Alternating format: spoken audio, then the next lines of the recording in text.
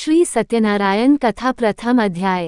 एक समय की बात है, नैमिषारण्य तीर्थ में शनिकादि 88,000 ऋषियों ने श्री सूत जी से पूछा, है प्रभु, इस कलियुग में वेद विद्या रहित मनुष्यों को प्रभु भक्ति किस प्रकार मिल सकती है तथा उनका उद्धार कैसे होगा।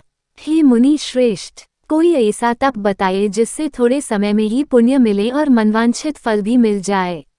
इस प्रकार की कथा सुनने की हम इच्छा रखते हैं। सर्व शास्त्रों के ज्ञाता सूत जी बोले, हे वैष्णवों में पूज्य, आप सभी ने प्राणियों के हित की बात पूछी है, इसलिए मैं एक ऐसे श्रेष्ठ व्रत को आप लोगों को बताऊंगा जिसे नारद जी ने लक्ष्मी नारायण जी से पूछा था और लक्ष्मीपति ने मुनिश्रेष्ठ नारद जी से कहा था। आप सब इसे ध्यान से सुनिए।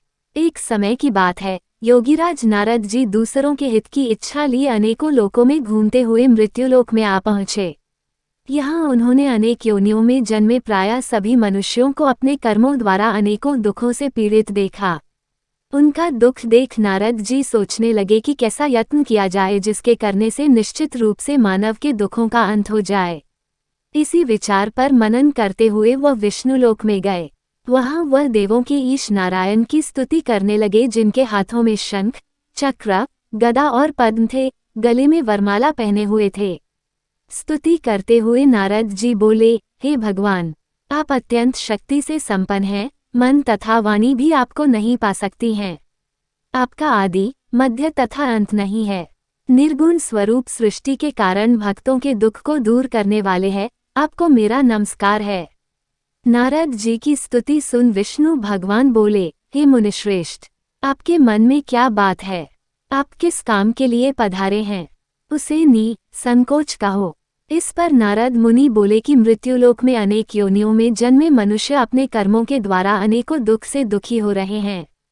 हे नाथ, आप मुझ पर दया रखते हैं तो बताइए कि वो मनुष्य थोड़े प्रयास से ही अपने दुखों से कैसे छुटकारा पा सकते हैं। श्रीहरि बोले, हे नारद, मनुष्यों की भलाई के लिए तुमने बहुत अच्छी बात पूछी है। जिसके करने से मनुष्य मोह से छूट जाता है, वह बात मैं कहता हूँ, उसे सुनो। स्वर्गलोक व मृत्युलोक दोनों में एक दुर्लभ उत्तम व्रत है जो पुण्य देने वाला है।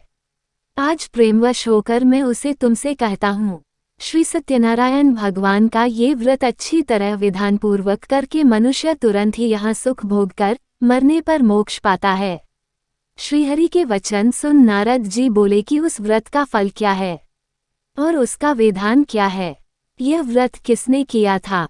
इस व्रत को किस दिन करना चाहिए? सभी कुछ विस्तार से बताएं।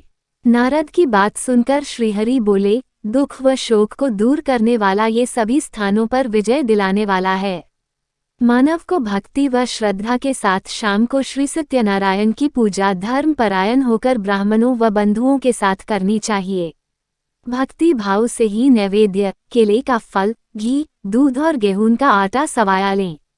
गेहूं के स्थान पर साठी का आटा, शक्कर तथा गुड़ लेकर वह सभी भक्षण योग्य पदार्थों को मिलाकर भगवान का भोग लगाएं। ब्राह्मणों सहित बंधु बांधवों को भी भोजन कराएं, उसके बाद स्वयं भोजन करें। भजन कीर्तन के साथ भगवान की भक्ति में लीन हो जाएं। इस तरह से सत्यनारायण भगवान का ये व्रत करने पर मनुष्य की सारी इच्छाएं निश्चित रूप से पूरी होती हैं।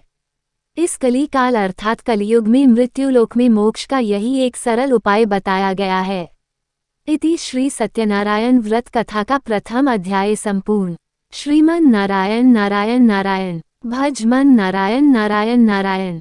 श्री सत्यनारायण भगवान की जय।